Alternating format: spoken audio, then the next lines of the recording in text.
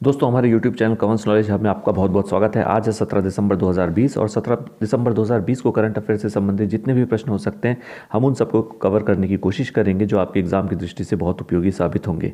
लेकिन सबसे पहले आज का सुविचार। आप यह नहीं कह सकते कि आपके पास समय नहीं है, क्योंकि आपको भी दिन में उतना ही समय मिलता है जितना समय महान एवं सफल लोगों को मिलता है।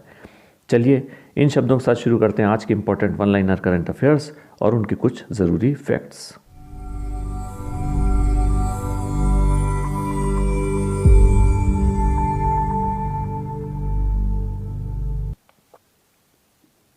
क्वेश्चन नंबर 1, किसी अंतर्राष्ट्रीय मुक्केबाजी संघ यानी इंटरनेशनल बॉक्सिंग एसोसिएशन अमेच्योर का अध्यक्ष चुना गया है? तो इसका सही जवाब है उमर क्रेमलेव, और ये रशिया के हैं उमर क्रेमलेव, और इन्हें अंतर्राष्ट्रीय मुक्केबाजी संघ का अध्यक्ष चुना गया है।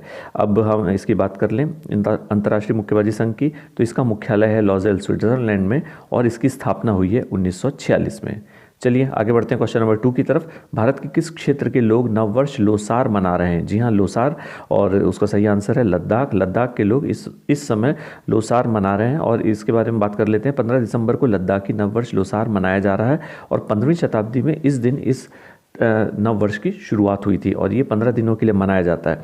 और लद्दाख की बात करें तो लद्दाख भारत का एक केंद्र शासित प्रदेश है जो उत्तर में काराकोरम पर्वत और दक्षिण में हिमालय पर्वत के बीच में स्थित है, और इसकी राजधानी है लेह कारगिल, और उपराज्यपाल हैं राधा कृष्ण माथुर जो कि प्रथम उपराज्यपाल हैं लद्दाख के। चलिए आगे बढ़ते हैं क्वेश्चन नंबर 3 की तरफ। शहीद बौद्धिक दिवस या मार्टर्ड इंटेलेक्चुअल डे किस देश में मनाया जाता है? तो इसका सही जवाब है बांग्लादेश में। जी हाँ, बांग्लादेश में शहीद बौद्धिक दिवस मनाया जाता है।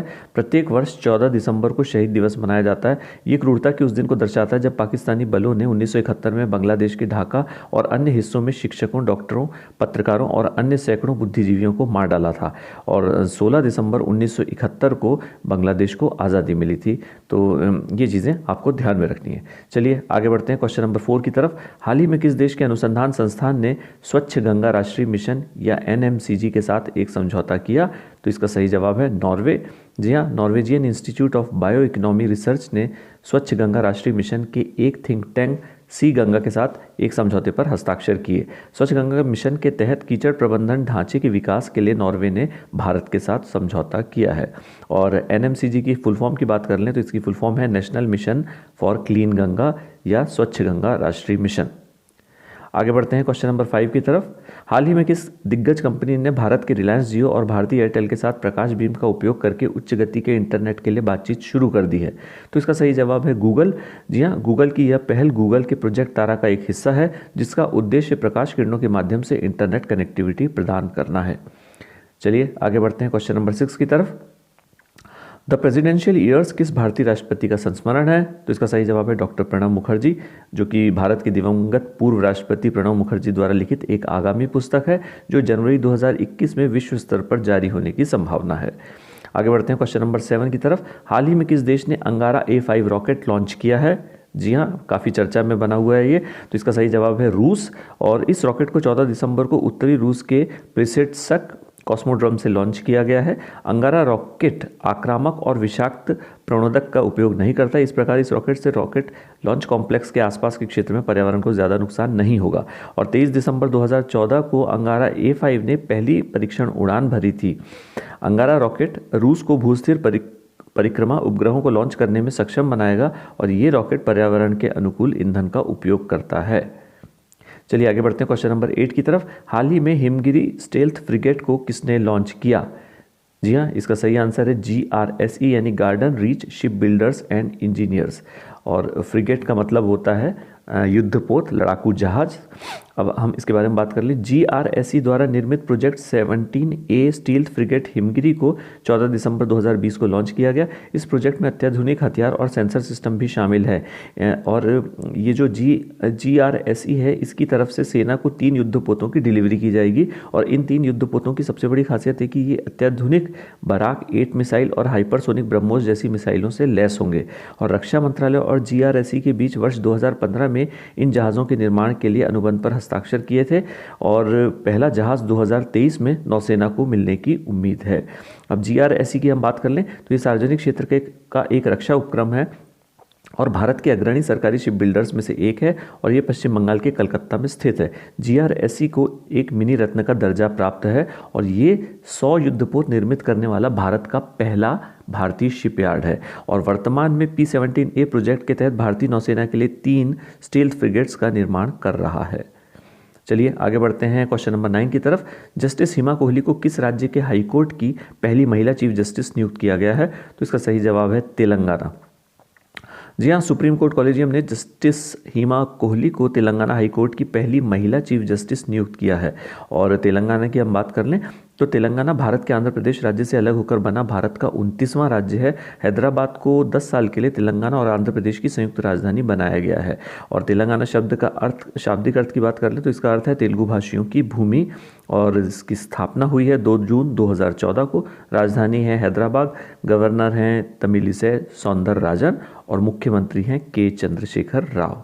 तो ये सब चीज़ें थोड़ा सा ध्यान रखिएगा। अब आगे बढ़ते हैं क्वेश्चन नंबर 10 की तरफ। विजय दिवस किस दिन मनाया जाता है? इसका सही जवाब है 16 दिसंबर।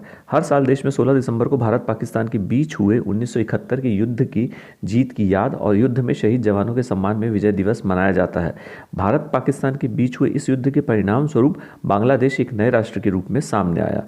अब जो इस बार का विजय दिवस मनाया जा रहा है ये भारत पाक युद्ध की 50वीं वर्षगांठ है और प्रधानमंत्री मोदी ने 16 दिसंबर को स्वर्णिम विजय मशाल प्रज्वलित की इस उपलक्ष्य में। आगे बढ़ते हैं क्वेश्चन नंबर 11 की तरफ। दुनिया की सबसे बड़ी ई स्कूटर फैक्ट्री किस राज्य में स्थापित की जाएगी? जी हाँ, इसका सही जवाब है तमिलनाडु। और ये कौन स्थापित कर रहा है इसके बारे में जान लेते हैं। ऐप आधारित टैक्सी सेवा देने वाली कंपनी ओला तमिलनाडु में अपना पहला ई स्कूटर कारखाना लगाएगी। ओला लगभग इसमें 2400 करोड़ रुपए का निवेश करेगी और ये कारखाना प्रधानमंत्री नरेंद्र मोदी के आत्मनिर्भर भारत के दृष्टिकोण के अनुरूप है और भारत को 2 पहिया इलेक्ट्रिक वाहनों के लिए एक विनिर्माण केंद्र बना देगा। और हम अगर तमिलनाडु की बात कर लें तो तमिलनाडु की राजधानी है चेन्नई। तमिलनाडु के मुख्यमंत्री हैं के पलानीस्वामी, राज्यपाल बनवारी लाल पुरोहित और तमिलनाडु का राज्य नृत्य भी आप ध्यान में रख लीजिए भरतनाट्यम। कई बार एग्जाम में ये भी पूछा जाता है कि भरतनाट्यम किस राज्य का राज्य नृत्य है। चलिए आगे बढ़ते हैं क्वेश्चन नंबर 12 की तरफ। किस भारतीय अभिनेता ने खुद कमाओ घर चलाओ योजना की शुरुआत की है? जी हाँ, इस योजना को शुरू किया है हमारे बॉलीवुड स्टार सोनू सूद ने।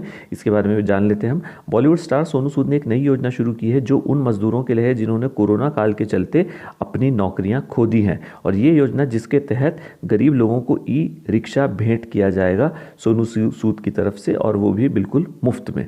और महामारी की वजह से बेरोजगार लोगों को खुद कमाओ घर चलाओ योजना का लाभ मिलेगा और ये प्रोजेक्ट रोजगार के अवसर पैदा करेगा जिससे लोग अपना रोजगार शुरू कर सकेंगे। इस स्कीम के तहत आवेदकों को आधिकारिक वेबसाइट पर जाकर आवेदन फॉर्म भरना होगा। तो इस योजना का नाम है खुद कमाओ घर चलाओ। सोनू सूद की एक प्रशंसनीय पहल है। चलिए आगे बढ़ते हैं क्वेश्चन नंबर 13 की तरफ। ग्लोबल पावर सिटी इंडेक्स 2020 में विश्व का कौन सा शहर प्रथम स्थान पर रहा? तो इसका सही जवाब है लंदन। जी हाँ, ग्लोबल पावर सिटी इंडेक्स में लगातार 9वें साल दुनिया का सबसे आकर्षक शहर है लंदन। और ये जो ग्लोबल पावर सिटी इंडेक्स है ये दुनिया के सबसे आकर्षक शहर को अपने सूची में जगह देता है। और ये रेटिंग इस बात पर आधारित होती है कि कोई शहर लोगों और ग्लोबल बिजनेस को कितना आकर्षित करता है। तो लंदन काफ़ी आकर्षित कर रहा है। चलिए आगे बढ़ते हैं क्वेश्चन नंबर 14 की तरफ। वर्ष 2020 का गोल्डमैन पर्यावरण पुरस्कार किसने जीता? तो इसका सही जवाब है पॉल सीनटुआ ने। और ये international union for conservation of nature यानी IUCN ने म्यांमार के पॉल सीनटुआ को एशिया के लिए गोल्डमैन पर्यावरण पुरस्कार 2020 से सम्मानित किया है। अब ये जो पॉल हैं इन्होंने 2001 में अपना एक स्थापित किया था केसन नाम का ऑर्गेनाइजेशन, उसके ये सह संस्थापक हैं। और अब हम IUCN की बात कर लें, international union for conservation of nature. इसकी स्थापना हुई है 5 अक्टूबर 1948 को। मुख्यालय है ग्लैंड स्विट्जरलैंड में। महानिदेशक इसके डायरेक्टर हैं डॉक्टर ब्रूनो ओबरलो और अध्यक्ष हैं जैंग शिनशैंग और संस्थापक है जूलियन हग्सले। तो ये 3 नाम थोड़ा सा ध्यान में रखिएगा। आगे बढ़ते हैं क्वेश्चन नंबर 15 की तरफ। सुप्रीम कोर्ट कॉलेजियम ने किसे उड़ीसा हाईकोर्ट का नया मुख्य न्यायाधीश नियुक्त किया है? तो इसका सही जवाब है जस्टिस S मुरलीधर।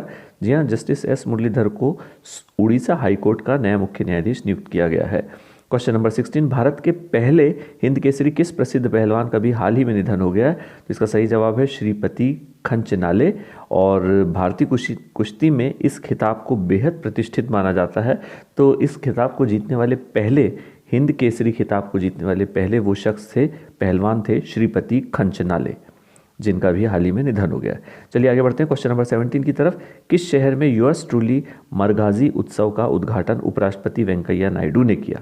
तो इसका सही जवाब है चेन्नई। जी हाँ, इस उत्सव का उद्घाटन उपराष्ट्रपति ने आभासी तौर पर किया है, यानी वर्चुअली। आपको पता ही है कोरोना काल में बहुत सारी चीज़ें वर्चुअली हो रही है, तो उस समारोह का उद्घाटन भी आभासी तौर पर किया गया है। ये उत्सव संगीत और नृत्य महोत्सव की चेन्नई की प्रसिद्ध परंपरा को ऑनलाइन माध्यम से जीवित रखने की एक पहल है। इसका मतलब ये जो प्रोग्राम शुरू किया गया है ये ऑनलाइन दिखेगा लोगों को, और इस उत्सव का आयोजन 15 दिसंबर 2020 से 15 जनवरी 2021 तक होगा। इस महोत्सव को ऑनलाइन माध्यमों की मदद से देखा जा सकता है। चलिए आगे बढ़ते हैं क्वेश्चन नंबर 18 की तरफ। गणतंत्र दिवस 2021 पर कौन सा राजनेता मुख्य अतिथि के रूप में आमंत्रित किया गया है? तो इसका सही जवाब है बोरिस जॉनसन, जो कि ब्रिटिश प्रधानमंत्री है, उन्हें आमंत्रण दिया गया है। जॉनसन रिपब्लिक डे के मुख्य अतिथि होने वाले ब्रिटेन के छठे व्यक्ति हैं और 1993 में जॉन मेजर के बाद पहले ब्रिटिश प्रधानमंत्री होंगे जो समारोह में मुख्य अतिथि होंगे। चलिए आगे बढ़ते हैं क्वेश्चन नंबर 19 की तरफ।